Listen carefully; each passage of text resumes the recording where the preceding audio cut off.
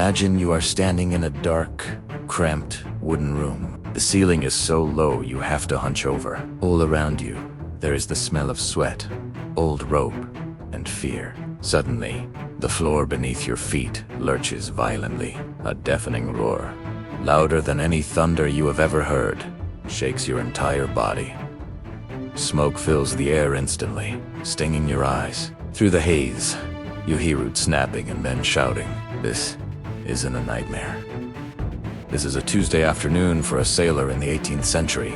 You are trapped inside a floating wooden fortress, engaged in the deadliest contest of human history up to that point. There is nowhere to run, and the only way out is to win. Welcome to the era of the ship of the line.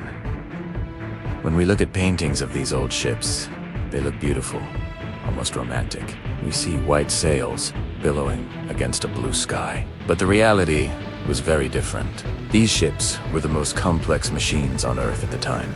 Building one was like building a space shuttle today. It took more than 2,000 oak trees to build just one large warship.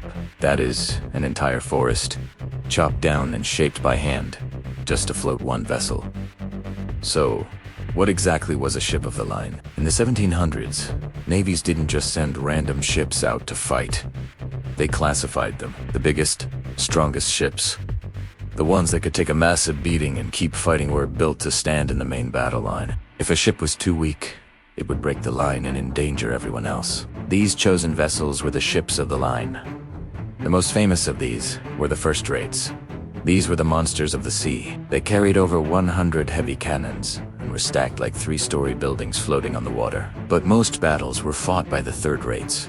Ships with about 74 guns. They were the perfect balance, strong enough to destroy an enemy, but fast enough to actually catch them. But a machine is nothing without the people who run it. And living on these ships was a challenge that is hard for us to even imagine today. Picture a crew of 800 men packed into a space the size of a modern house. Personal space didn't exist. You slept in a hammock, strung up just inches away from the man next to you. When it was your turn to sleep, you swung in the air above the cannons you would have to fire the next morning. The food was interesting. Since they had no refrigerators, everything had to be dried or salted. Sailors ate hardtack, which was a biscuit so hard you could nearly break a tooth on it. They often had to tap the biscuit on the table before eating to knock the weevils and worms out of it. To us, it down the water usually went stale and green after a few weeks, so they drank beer, wine, or the famous mixture of rum and water known as grog. It kept the morale up, but it also meant that many sailors were slightly tipsy while climbing ropes 100 feet in the air. And climbing those ropes was necessary because these ships didn't have engines. They relied entirely on the wind. This is something we often forget. You couldn't just turn a key and go forward. If the wind was blowing from the wrong direction, you were stuck. The officers had to be masters of geometry and physics.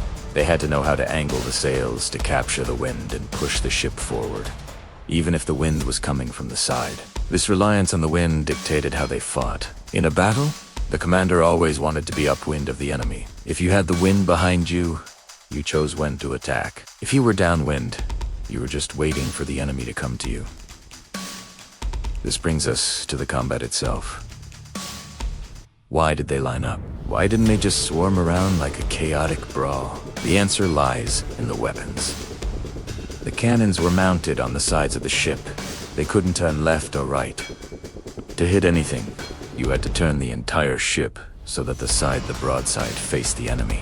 Because of this, admirals realized that the best way to protect their fleet was to form a long, single line, nose to tail. This way, every ship could fire its side cannons at the enemy without hitting their own friends. It turned the fleet into a massive, continuous wall of fire. There is a fantastic breakdown of this logic online. If you search for the viral video titled Naval Tactics in the Age of Sail, you will see how these formations evolved to maximize firepower.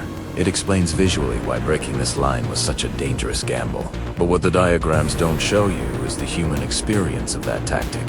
When the two lines of ships closed in on each other, the tension was unbearable. They would sail towards each other in silence. No one was allowed to speak. The only sounds were the creaking of the wood and the wind and the rigging.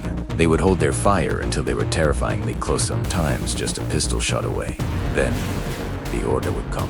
A single broadside from a large ship could unleash half a ton of iron in 1 second.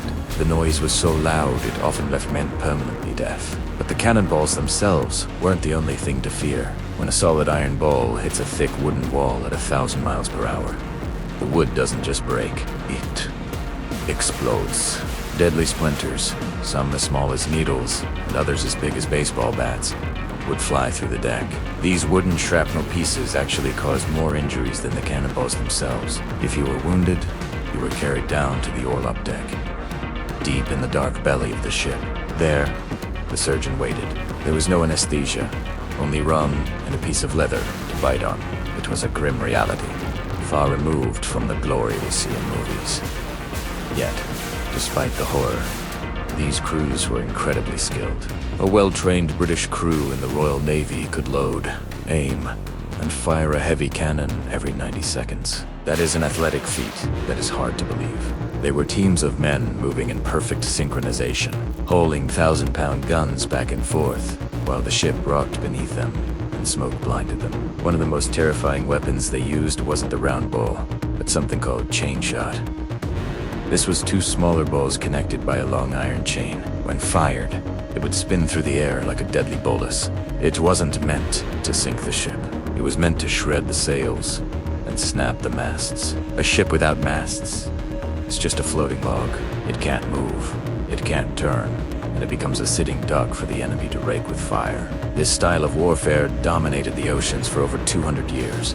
It decided the fate of empires. The reason English is spoken in so many parts of the world today is largely due to these wooden walls and the iron men who sailed them. But like all technologies, the age of the ship of the line had to end. By the mid-19th century, the Industrial Revolution changed everything. Steam engines allowed ships to move without wind. Explosive shells replaced solid iron balls, meaning a wooden ship could be blown to pieces in minutes, not hours. And finally, iron armor plating made the wood obsolete. The majestic, towering ships were scrapped or turned into floating museums. The silence of the sea returned, replaced eventually by the chugging of coal engines. However, the legacy of those days is still with us. We still use terms like first-rate to describe something excellent. Wisaiware, feeling groggy, a word that comes from the sailor's drink. And we talk about showing your true colors, which comes from the naval trick of flying a false flag until the moment of attack. These ships were brutal, beautiful, and terrifying. They required a level of courage and endurance that is rare in the modern world. They were the ultimate weapon of their day, ruling the waves through storms and battles that changed the map of the world.